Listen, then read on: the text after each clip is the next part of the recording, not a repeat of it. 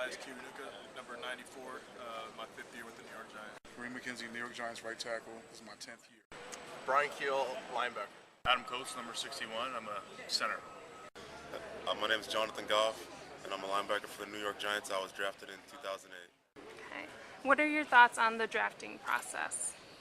You can definitely get overwhelmed with it. I mean, just because it is a lot. But at the same time, you know, it's pretty much you take care of most of your work with your game films during your college career, and the combine won't make or break your draft status, but it can help you in some places. The process for the NFL is a little different than I guess regular jobs would be, because for guys entering the draft, pretty much it's a preset process that you have to go through. You either get invited to the combine or you do not. If you go to the combine, there's a strong likelihood that you're going to get drafted. And going into the draft, before the draft, people who are potential high-round picks will take trips to the cities, and they'll bring you in and they'll interview you, and they will basically try to get a feel for whether or not you would fit into that team before they decide to draft you. Well, pretty much the process was sort of like a meat market, in which you had a lot of potential athletes going out there to showcase their talents and their skills, and you had to go ahead and put your best foot forward and prepare as best possible you could for that process. And it was tiring, arduous, and mentally incapacitating to an extent, because you didn't know exactly what they were looking for. So you had to go ahead and just present the best, what you thought were your best qualities, and showcase those. And my thoughts on the process is it's a roller coaster. I don't know, it's one of the craziest days that you'll ever experience. You're so filled with excitement and different emotions, you don't know what to expect. And fortunately I was able to get drafted, and got drafted in the 4th round. And it was a dream come true, and a long wait, long time coming, and it's one of those things that you'll never forget. And did the process make you feel wanted? The process definitely made me feel wanted. It was nerve-wracking, and a lot of anxiety goes into it, but it was very exciting, and it's a different life coming from college football, where everybody's kind of just shoved into one program.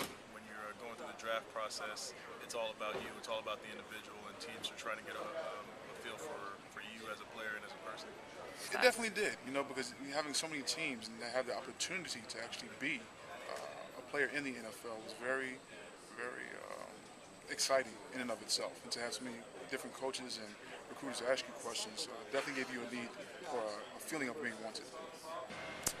It did. It was nice, because going into it, it's not like there's any guarantee.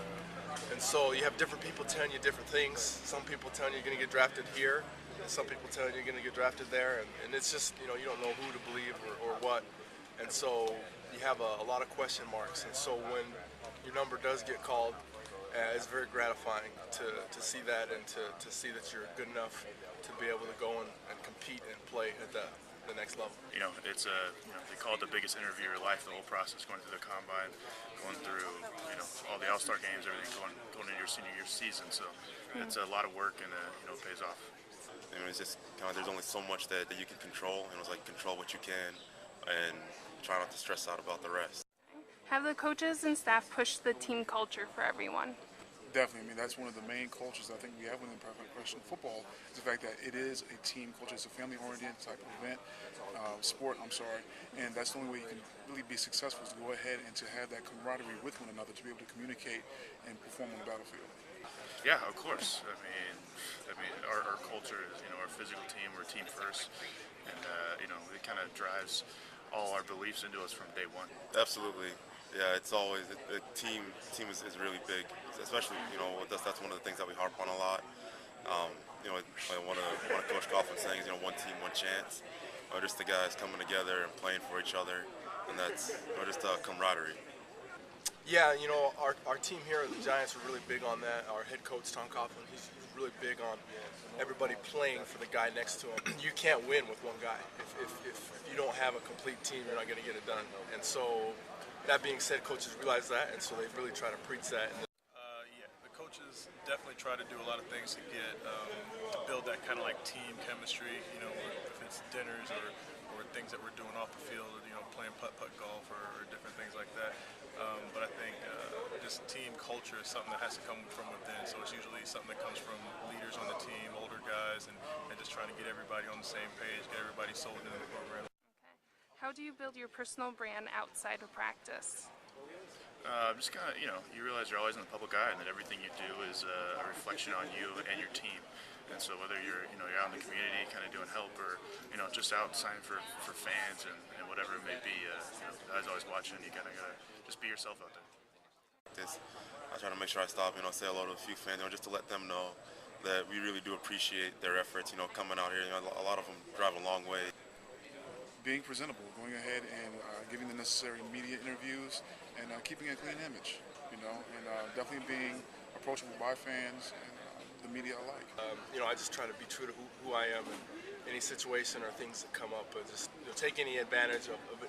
Take advantage of any opportunity that comes to get myself out there and to get people to see Bryan Kehl for who he is. And hopefully they'll see that I'm a high character person and that I got a lot to offer outside of football.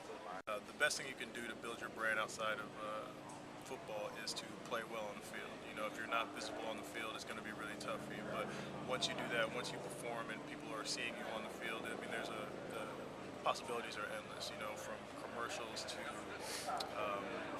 other endorsements, whether it's OC with the 5-Hour Energies or Justin Tuck with Nike and Subway, and then you have guys who will do autograph signings, things that are more personal where the fans can come and be a part of it.